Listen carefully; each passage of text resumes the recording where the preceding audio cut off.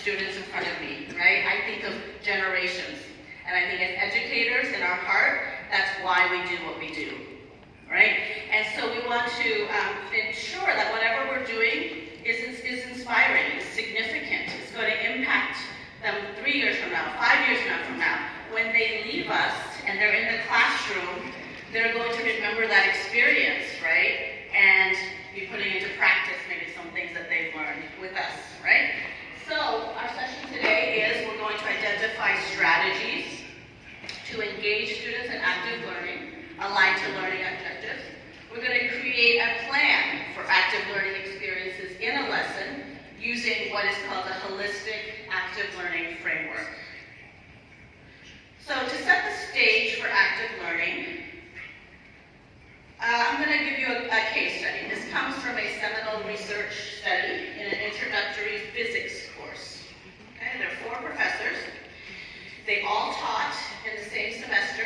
They all taught using the same textbook, and they all covered the same chapters in the textbook. They had 4 different teaching styles. So this is a multiple choice question. You can think about it in your head. Professor A emphasized concepts, so conceptual understanding, and did careful logical preparations of lecture. Professor B incorporated demonstrations, and he lectured and spent a great time preparing these lectures and demonstrated through the lecture. Professor C emphasized problem solving and teaches by example, and then he would solve problems throughout the lecture as an approach to teaching physics. And then Professor D followed the textbook closely in his lectures. Okay, so very closely. And remember, same textbook, same chapters. So predict which, if any, of the professors showed the greatest gain in the post-test score. C. Okay, so A, B, C, D, or was there no difference? Okay, so let's, you can keep your, I'm not going to tell you the answer now. I'm going to keep you waiting. All right, so just be thinking about that. All right, and as we go in, we're going to be, I'd like to start with reflection. So for this lecture, it's a little bit of an interactive lecture. If you want, you can follow along. In your participant workbook, you're going to see for session 3, in your participant workbook, there's question number 1. So this question should be in your workbook. And so as I go through, I will prompt you, and you can write down your thoughts or ideas in your workbook. So session 3, and then this is the first question. In your deepest, fondest dreams, what kind of impact would you most like to have on your students? So what I mean by that is when the course is over, and it's now 1 to 2 years later, what would you like to be true about students who participated in your courses that is not true of others? Think to yourself, what is the distinctive educational impact you would most like to have for your teaching and your courses to have for your students? So complete that sentence in there. My dream is that students, 1 or 2 years after the course is over, will be able to. So that is the question number 1. So you can jot down your response in that note. So this is a style called like interactive lecturing. So you're participating, okay? So you can jot down that thought, and I'll move on. So this is one dream from a faculty member. They said, my dream is for my students to be able to think critically, to incorporate this thinking in their daily lives, and to share that knowledge and compassion with others in order to work towards a more just world for all. So that is one response from a faculty member. And I don't know what yours is, but you can write down your dreams for significant learning. So an analogy, again, coming back to food, I really am enjoying the food in Morocco, is that if you think about education we need an inviting menu, right? We need a really great menu. We need well-prepared food, right? We need prompt and thoughtful service, right? And all of this goes into having a good eating experience, right? If any one of these is missing, then that quality of the dining experience is lowered.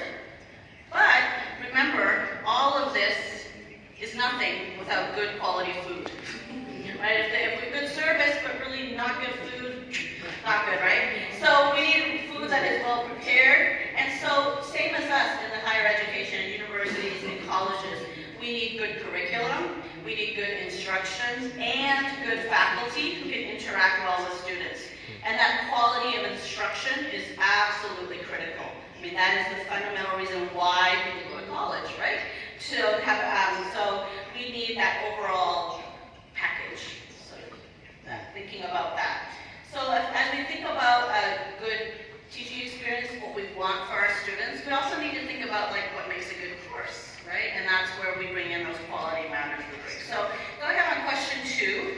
What makes a good course? Just jot down a few ideas. What makes a good course?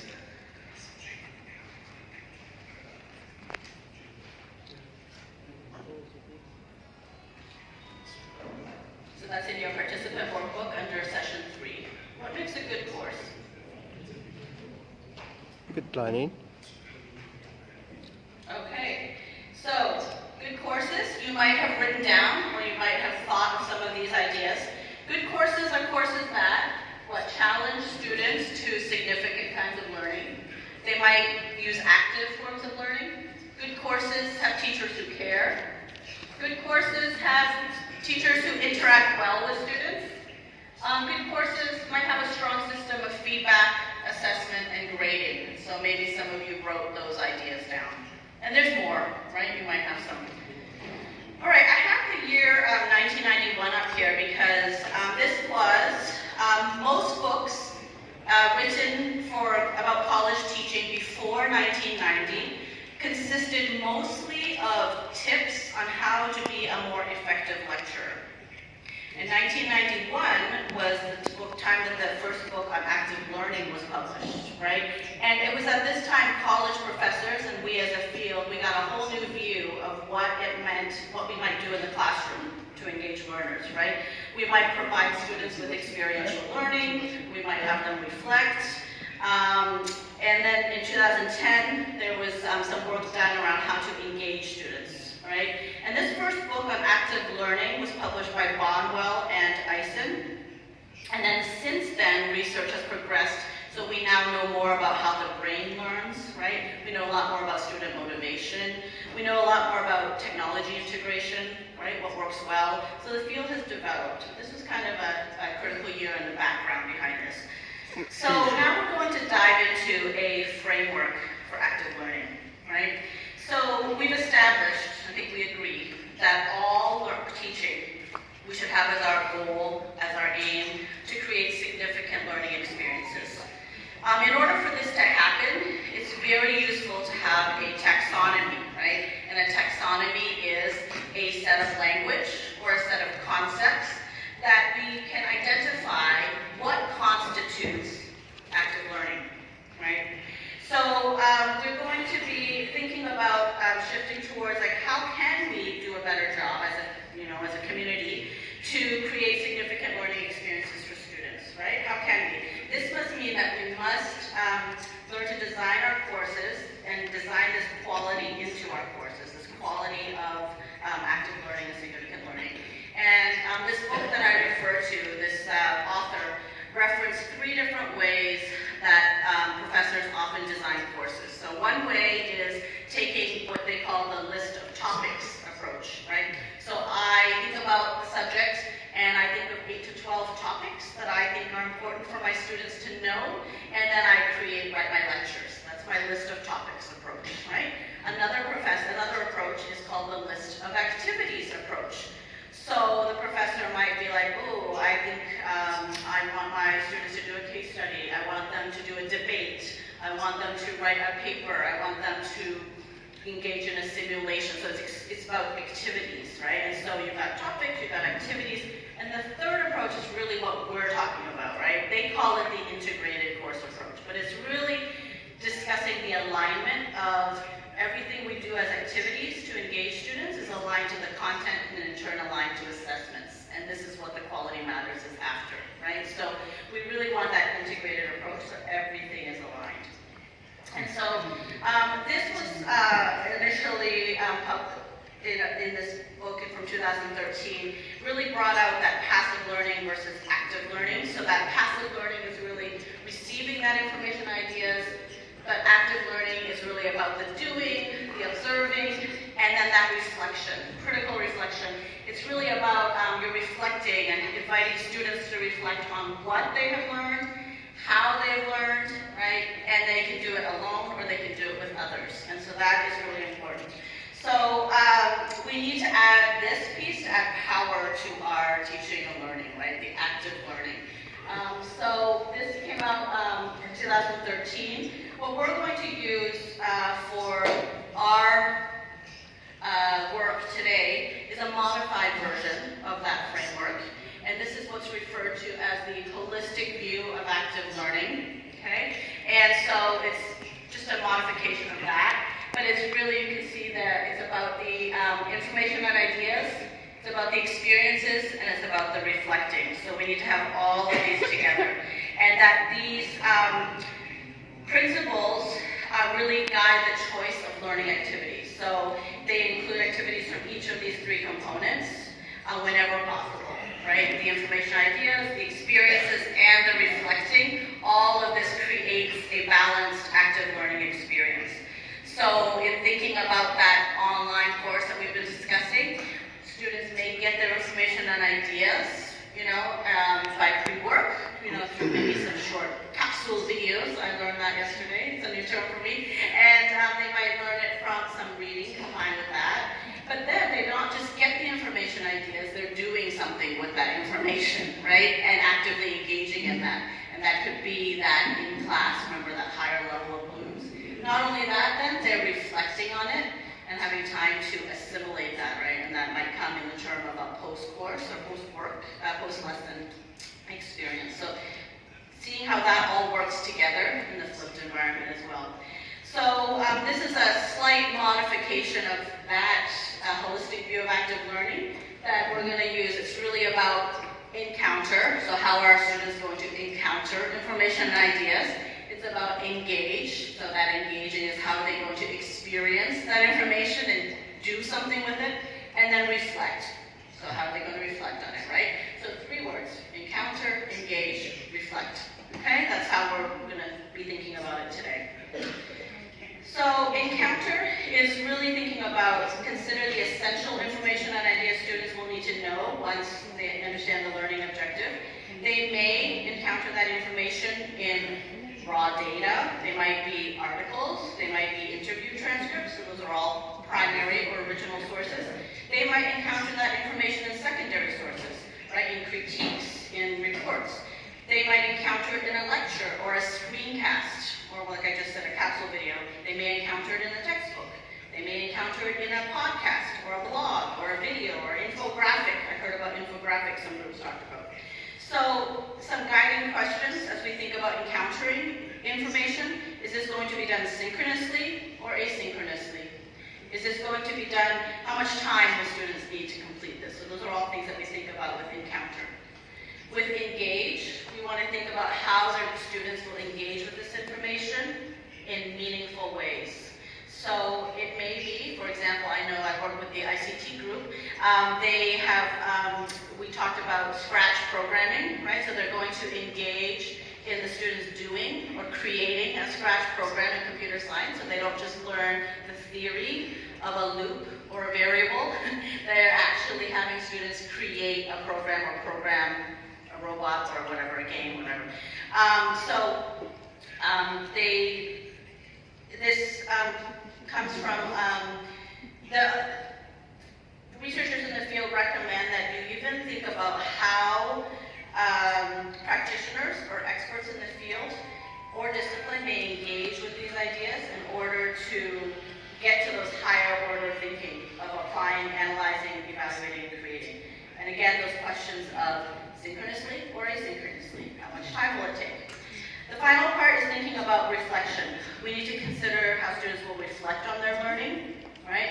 And some of the questions that we might ask or pose is to the students, what am I learning and what is its value to me, right? How does what I am learning relate to other skills, knowledge, values? What have I learned so far and strategies are helpful and what additional ones might be helpful, right? And so again, the same questions of do I do this synchronously or asynchronously? Here are some examples of metacognitive reflection prompts that promote deep learning. And these prompts are aligned to their different activities. So if you have a lecture, a guest lecture, these are some metacognitive reflection prompts that might be interesting to ask during the planning phase. The middle column is the monitoring phase, so during the activity, and the final one is evaluating or after the activity. So what are some metacognitive prompts that we might want to ask the students as these activities are happening? You have this translated into Arabic and it was emailed to you. So you have this whole table in your email. It should have come to you yesterday, okay? And we will refer to this today for our work time. So this next section is really thinking about reimagining learning, okay? So we have all experienced this global pandemic, right? Schools were shut down. Some formal education continued online. In other places, it had to pause, you know. And so, in some situations, and I would say this was what I saw at least, or who has children? Yeah, I have. So I think as parents, I think we all experienced and saw this in a different way as well, right? As well as being an educator. That some places were able to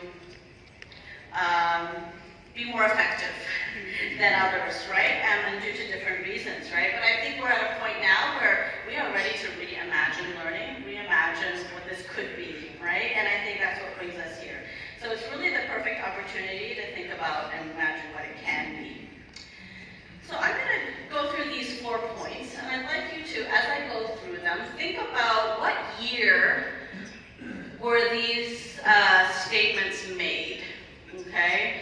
And what this person refers to, this person is named Newman, he referred to what's called forces of change, okay?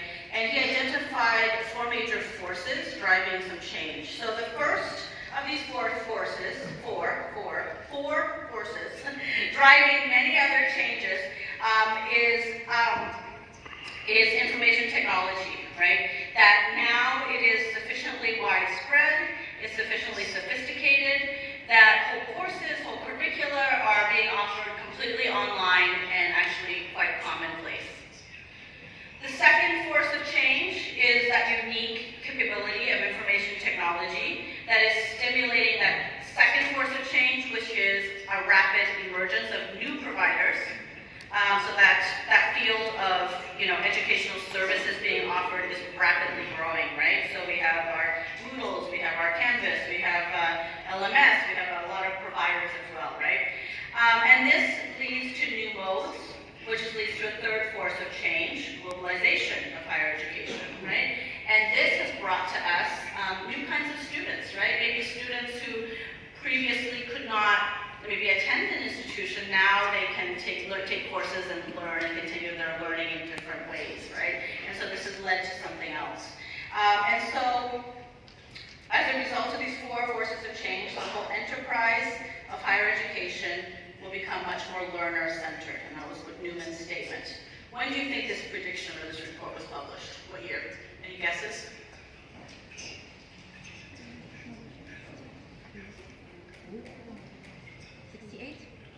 Yeah. Well, it was published in the year 2000. 2000, yeah. So this was 2000. And then moving forward now to the recent UNESCO report on Education 2030, as I was reading that, I was reminded of this report. And I thought, we just experienced another force of change, right? And these force of changes are causing us to reimagine the way we do things, right? And this quote is really resonated with me, is that a successful educational recovery is one that builds resilience, relevance, and inclusion to ensure that every child and youth learns meaningfully, safely, and sustainably. It involves reimagining education and learning while recommitting to what we know works and reflecting on what does not. So I think This is kind of where we are now, reimagining, right? So we're going to recommit to what works, we're going to reflect on what doesn't, and maybe shift as we need to, right? So we are here to collectively reimagine, right?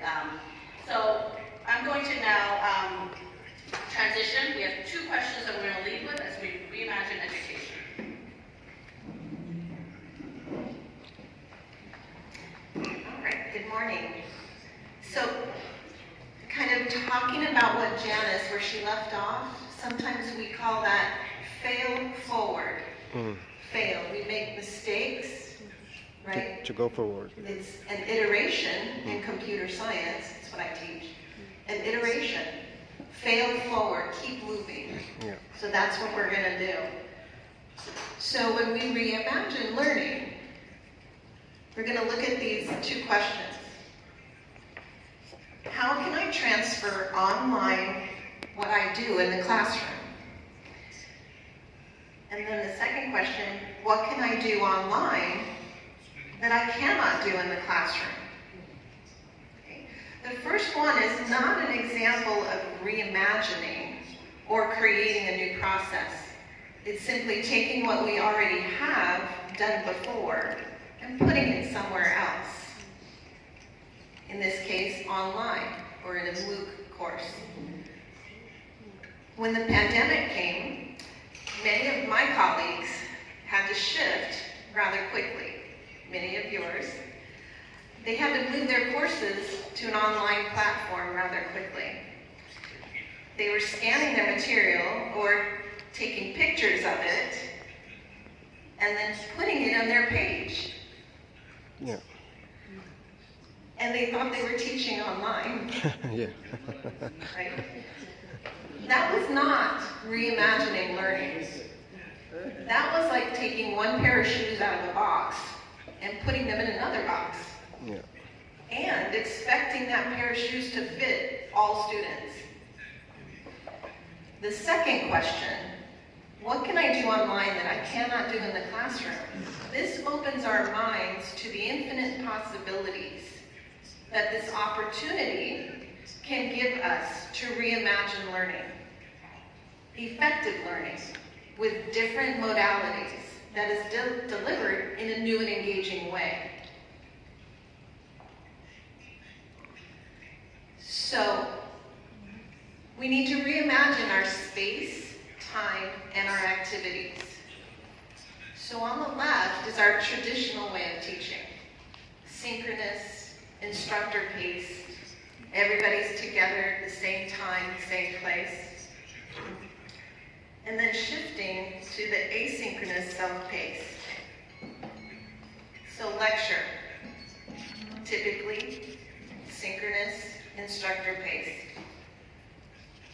Recorded lecture, asynchronous. Lab, typically synchronous, self-paced. Homework, study, shifting to asynchronous, self-paced. So we can design learning spaces for fully online or hybrid, some online, some face-to-face, that meets all learners where they are and in ways that leverages their individual learning styles through the use of technology. So remember yesterday when we talked about designing our group time using the higher order cognitive levels with our learning objectives. So then we drew a line between our basic learning objectives and then our advanced. By doing this, we open ways to personalize learning, instruction, and to support each student. So back to my earlier shoe analogy. Now everyone can have a pair of shoes that fit them. We have to reimagine how to optimize our learning from individual, asynchronous, to teamwork, team check. Okay. So this here is a reference of some ideas that some have used in their classroom. classroom. So before class, it's really hard to read there, but yeah, needed for the course, reading.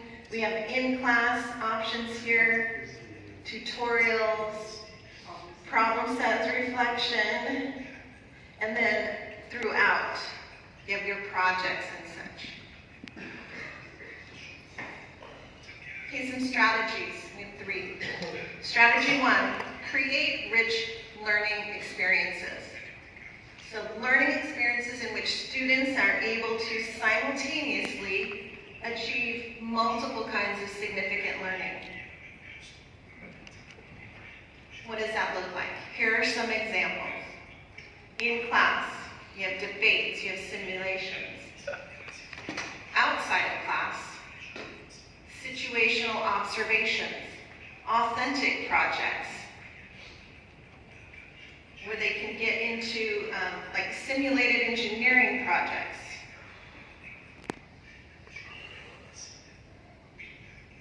Strategy 2, find new ways to introduce students to information and ideas. Can that introduction to new ideas happen before they even get into the classroom? Think about ways that you can do that so that when they are with you, whether face-to-face or through online, you are working on active projects together with deeper discourse, deeper outcomes, deeper learning. Strategy 2 examples.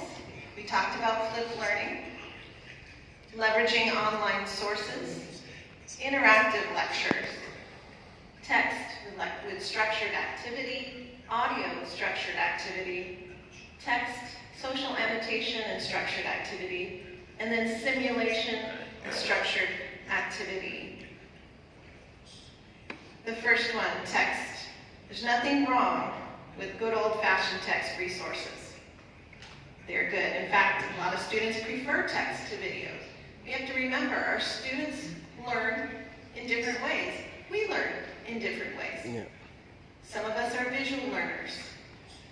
I love to hold a book. And I'm a computer science educator. Everything is digital, but there's something about holding a book, right? So we all learn in different ways, recognizing that. So don't throw out everything you do. Reimagine it. Okay? The audio and the structured activity, whether it's music, podcast, voice recorded lectures, it has its advantages. These files are smaller. What's the term you used? The capsule? Capsule, I like that. I like that. Yeah. Text and social annotation, structured activity. So one of the earliest instances of flipped learning was the invention of peer instruction in Harvard in the mid-90s. So students were preparing for class by reading the textbook, not just reading the textbook, but reading an online version of it that had been equipped with special software that let students mark it up, leave notes, engage in discussion. These are what our LMS, learning management systems, allow our students to do. The discourse continues. Strategy 3, promote in-depth reflective writing on the learning process. This is very, very important. Here's some examples. Substantive writing. Writing that's focused on a topic that organizes the information and ideas that the writer has about the topic. What is a correct and full understanding of this concept or topic? Would be a question to ask. Reflective writing, focus on the writer's learning experience itself, and attempt to identify the significance of a given learning experience. So the questions that they may ask, what am I learning? Of what value is this to me? What else do I need to learn? Really taking ownership of their learning, reflecting on where they were, where they are now, where they want to go.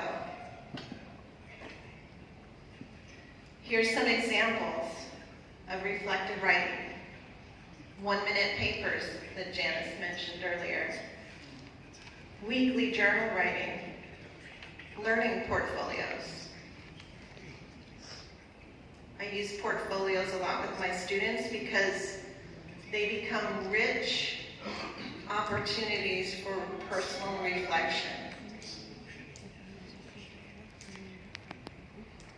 And here's some, we're going to shift to the active learning strategies. So we have up here 6 case studies. We talked about that yesterday, where students apply their knowledge to real life scenarios, requiring them to synthesize a variety of information and make recommendations. Synthesize being at that top level of cognitive learning. Collaborative note-taking. The instructor pauses during class, asks students to take notes. Janice did that, modeled that beautifully just a minute ago. Then they can exchange notes with a partner to compare. This can highlight key ideas that the student might have missed or maybe misunderstood, some misconceptions. We all come into our classrooms with the preconceived notion about whatever. And so there's misconceptions there that we may need to address. Concept map. Okay, we know about this. Activities help students understand the relationship between concepts. Group work. Whether you're solving problems, discussing a prompt, working in small groups, is a very effective way for engaging those students. I imagine these are things that we do a lot. Jigsaw. This is small groups of students, each discussing different but related topics. Students are then shuffled such that new groups are comprised of one student from each of the original groups. So now they have a new group. And then in these new groups, each student is responsible for sharing the key aspects of their original discussion. So no, all benefit from the knowledge that is shared everywhere. So what the nice thing about this is, you experienced this yesterday, you're going to be the one who needs to speak. You're going to pay attention more. So now every student knows they have to go share their knowledge with the other group. They're going to know it because they have to share it. Minute paper, quick write. Students write short answer in response to a prompt during class. That requires students to articulate literacy, articulate their knowledge, or apply it to a new situation. A minute paper, that's good for reflection at the end of class. So you might have a student ask them to write down the most important concept they learned that day. Just really reflect. Or maybe it's something that confused them. So then you can address that later. Statement correction, intentional mistakes. This is where the instructor provides statements, readings, or proofs or other material that contains errors. Okay, so the students are now charged with finding and correcting the errors. So concepts that students commonly misunderstand are the best resources for this activity. I do this all the time with computer science. Give them a program that I know has errors, find them. We can do that in anything.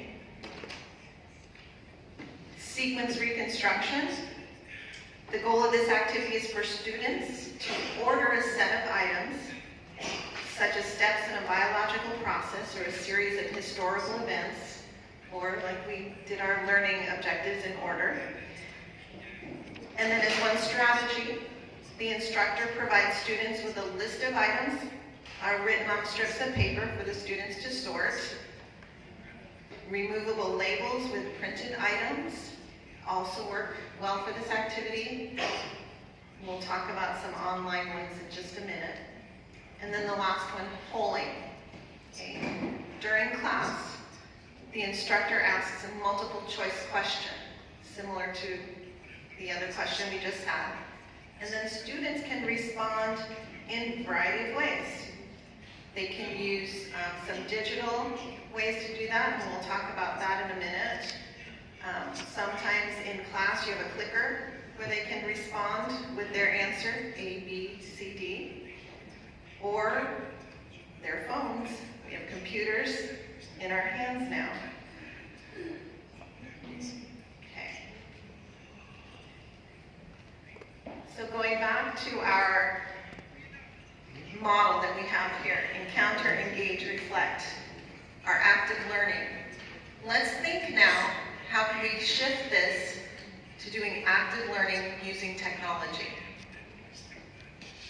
Okay. So when we talk about collaborative note-taking, we all know about Google Docs. All students can get in there, they can be taking notes at the same time, they can be supporting each other with concepts and ideas. Concept map, this can be made with Miro. Okay. And I'll give you some more examples of Miro in just a minute. Polling, Zoom is one way, right inside the system. You can do a poll, have it set up. It will be out there for the students to take. Poll Everywhere is another online. So again, here's a reminder of our holistic view of active learning. The information and ideas, where we're going to put them. The experiences, how are the students interacting with them, and then reflecting so they can internalize the knowledge that they've learned.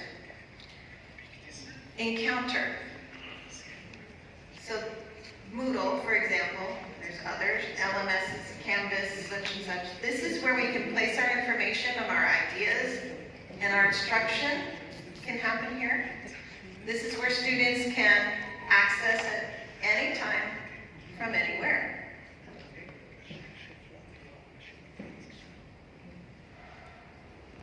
Engage. It's another way that we can engage is using Zoom, which we've talked about. This is an example we're probably very familiar with. But the Zoom platform has transformed the way people communicate, collaborate. You have meetings anywhere, anytime, with anyone. Do business, bring family together. My nephew, during the pandemic, got married through Zoom. Family all around the world were able to attend. It was actually really nice. I wouldn't have been able to go. الزواج عن بعد وكل شيء عن بعد. The possibilities, right? The opportunities. Reimagine learning.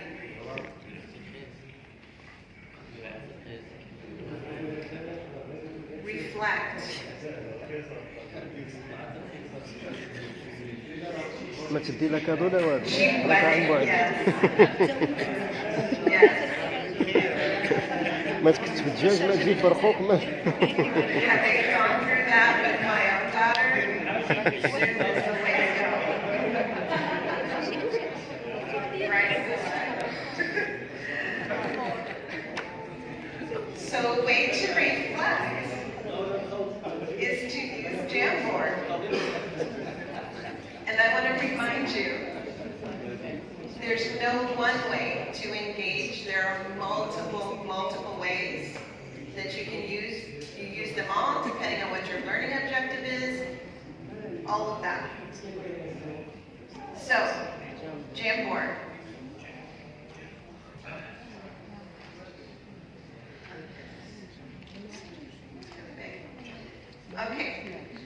So Jamboard is great. It's a format where you can present information through text, images, shapes, drawings.